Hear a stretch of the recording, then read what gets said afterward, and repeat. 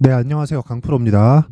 이번 영상에서는 모비스에 대해서 분석해 보도록 할 텐데, 모비스가 오늘 시장이 굉장히 안 좋은데도 불구하고 13%대 강세를 보이면서 마감을 했습니다. 근데 모비스를 볼 때는 한 가지 내용에 반드시 집중을 해야 돼요. 그게 초전도체가 아니라, 자, 잘 들으세요.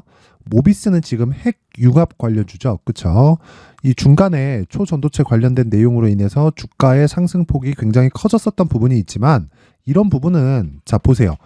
이미 다 해소가 됐습니다. 주가에 대한. 그쵸? 그런데 다시 이쪽 구간에서 상승세를 키워갔단 말이죠.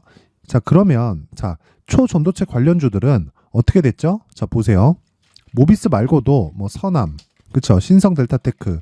요거는 조금 논외로 봐야 되는데, 신성 델타테크는 9월 달에 여기 뭐가 붙었죠? 신규 상장에 대한 기대감이 붙어 있었어요. 그러면서 조정폭을 굉장히 낮춰서 이 조정을 받았는데, 서남이나 파워로직스 같은 경우에는 8월 이 중순부터 이 주가가 하락하기 시작해서 지금까지도 굉장히 안 좋은 움직임을 보이고 있단 말이죠. 자, 그렇다는 건 모비스도 초전도체와는 분리해서 봐야 됩니다. 그러면 모비스는 지금 이렇게 아예 이 고가에 대한 매물 소화를 다 끝마치고 나서 다시 신고가를 만들었다는 거죠. 이 구간에서 우리는 어떻게 이해를 해야 되느냐?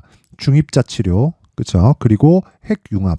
이 두 가지만 봐야 됩니다. 그리고 이 중입자 치료에 대한 부분도 중요하지만 이런 부분보다 더 우리가 앞서서 봐야 되는 건 핵융합 관련된 내용에 집중을 해야 됩니다. 왜 그러냐면, 자, 핵융합은 최종적인 친환경에 대한 구조를 갖추기 위한 마지막 열쇠예요. 자, 왜 그러냐면 앞으로 전기차 시대가 오죠. 그쵸? 전기차 시대가 올 때는 아직까지는 그쪽으로는 부각을 안 시키고 있지만 에너지 생산 쪽도 어쩔 수 없이 제재를 가할 수밖에 없습니다. 전기차 시대가 왜 와요? 탄소 배출을 낮추기 위함이에요. 근데 지금 이 에너지 생산하는 쪽은 화석연료를 태워가면서 생산을 한단 말이죠. 그렇죠? 그러니까 지금 눈에 보이고 있는 게 전기차로 전환하면서 바꿔지고 있는 건데, 이렇다고 하더라도 탄소 배출을 낮추기 위한 궁극적인 목표는 여기 에너지 생산 쪽에 대한 제재를 걸게 되어 있다. 그렇죠? 그런 부분을 주가는 먼저 선반영을 하기 때문에 여기 지금 반영하고 있는 과정입니다. 근데 우리가 여기서 한 가지 봐야 될 게 있어요. 자, 주가가 올라가기 위해서는 무조건 앞에 좋을 내용이 있어야 된다고 이야기를 드렸죠. 그렇죠? 근데 지금까지 이야기를 드렸었던 내용이 뭐 중입자 치료 관련된 내용도 그렇고요. 그리고 핵융합 관련돼서도 그렇습니다. 요건 원자력하고는 차이가 있는 겁니다. 그렇죠? 그리고 핵융합은 무한한 에너지를 생산할 수가 있어요. 그리고 탄소를 배출하지 않죠. 태양하고 같은 원리라고 생각하시면 됩니다. 아직까지는 상용화까지는 시간이 아마 상당히 많이 남아 있어요. 이게 그럴 수밖에 없는 게, 미국에서 이제 그 상용화에 성공한 게 아니라 시연에 성공을 했거든요. 그렇죠? 그래서 이런 부분을 감안하면 아직까지 시간은 충분히 남아 있다. 그러면 그 첫 번째 단계, 즉 선반영을 하는 게 가격이라 그랬는데, 선반영을 하기 위한 조건이 지금까지 말씀드린 요런 내용이고, 그리고 첫 번째 단계는, 즉 가격이 움직이는 첫 번째 단계는 신고가 구간이라는 겁니다. 그게 언제부터 다가왔다? 이미 8월 달부터 진행이 되고 있었고요. 8월 달에 있었던 이 상한가를 치면서 날아가던 이 악성 매물을 9월 달에 이미 해소를 시켰습니다. 그렇죠? 자, 그러면 지금과 같은 경우에 지금 시장이 어떻죠? 굉장히 안 좋죠. 그렇죠? 시장이 안 좋은 상황에서도 모비스의 경우는 어때요? 버텼다. 그렇죠? 살짝 반등을 줄 때, 그렇죠? 시장이 어느 정도의 반등을 주는 그런 구간이었고, 그리고 오늘 같은 경우에는 추가적으로 시세를 냈다는 겁니다. 자, 여기에 주목하셔야 돼요. 앞으로 주도주가 되는 건 시장보다 강한 종목이어야 됩니다. 그리고 시장보다 강한 종목은 철저하게 가격을 체크해서 우리가 매매를 이어가야 돼요. 자, 그러면 내용 정리 한번 합니다. 모비스는 두 가지 모멘텀을 가지고 있습니다. 초전도체 빼고요. 이거는 아직까지는 사실상 조금 뜬구름 잡는 이야기다, 이렇게 보시면 되고, 모비스를 보고 우리가 생각을 해야 되는 건 두 가지, 핵융합 그리고 중입자 치료.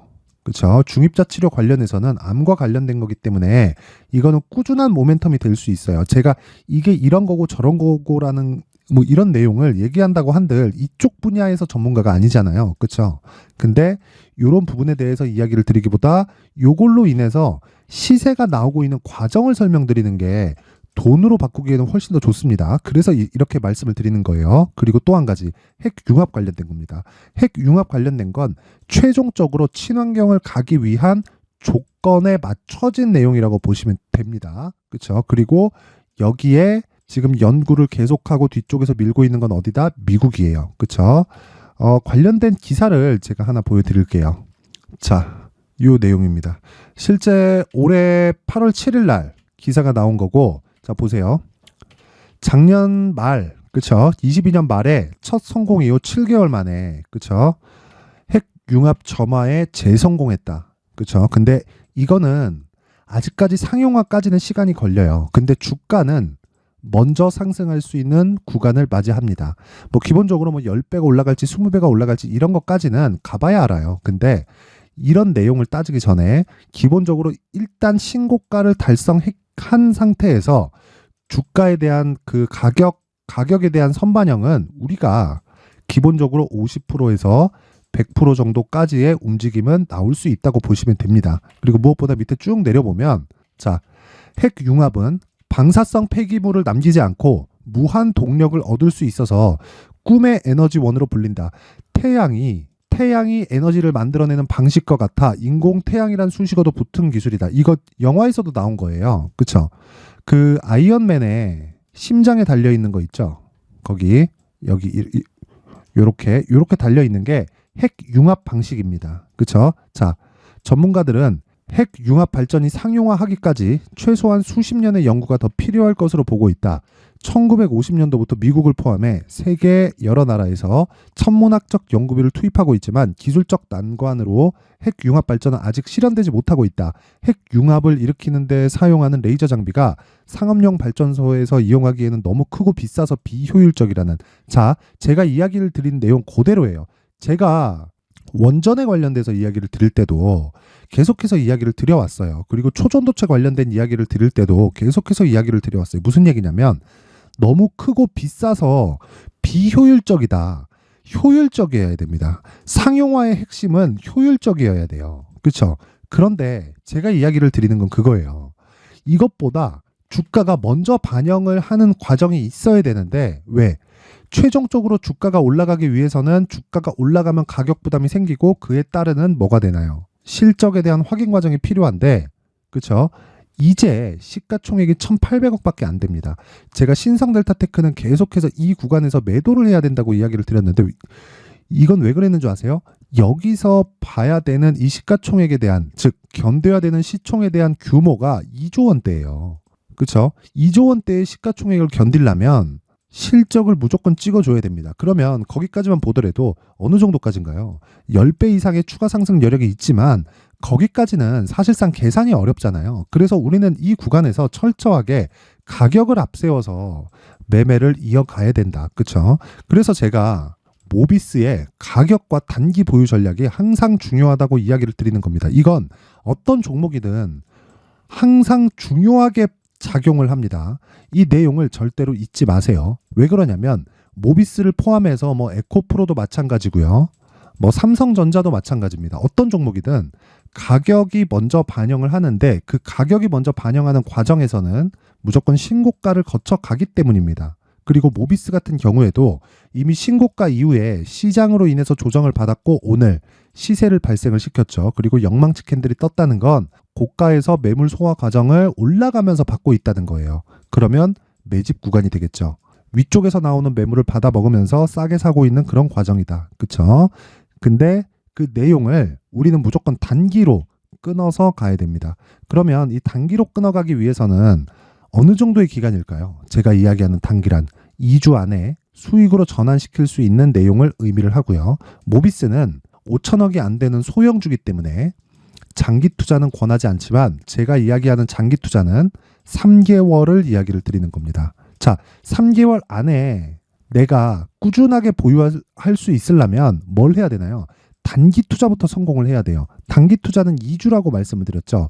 2주 안에 수익 구간으로 전환을 시켜서 3개월까지 끌고 갔을 때 초대박이 나는 구조를 만드는 게 주식 투자자의 핵심 사항입니다. 이걸 모르면 안 돼요. 근데 그 첫 번째 시작점이 신고가라는 거고 이 내용에 대한 기준이 되는 게 가격을 기준해서 이야기를 드리는 거예요. 그렇죠? 그리고 다시 말씀드립니다. 모비스 같은 경우에는 뭐가 되나요? 모비스는 소형주라고 말씀드렸죠. 소형주기 때문에 장기 투자는 권하지 않지만 기본적으로 장기 투자 구간에서 단기 투자를 병행할 때 단기 투자에 성공했을 때만 장기 투자로 전환을 시키는 건데, 모비스는 만약에 뭐 내가 한 30% 또는 50% 정도의 시세 구간을 내가 잡았다 이러면 음봉을 보면서 매도 구간을 잡는 것까지를 제가 내용을 설명해 놨습니다. 그러면 답 나왔죠. 모비스에서 중요한 건 그렇죠. 최종적으로 가야 되는 핵 융합에 대한 이해가 아니라, 최종적으로 가야 되는 게 핵 융합이기는 하지만 그로 인해서 가격이 먼저 반영하는 것을 의미를 하고요.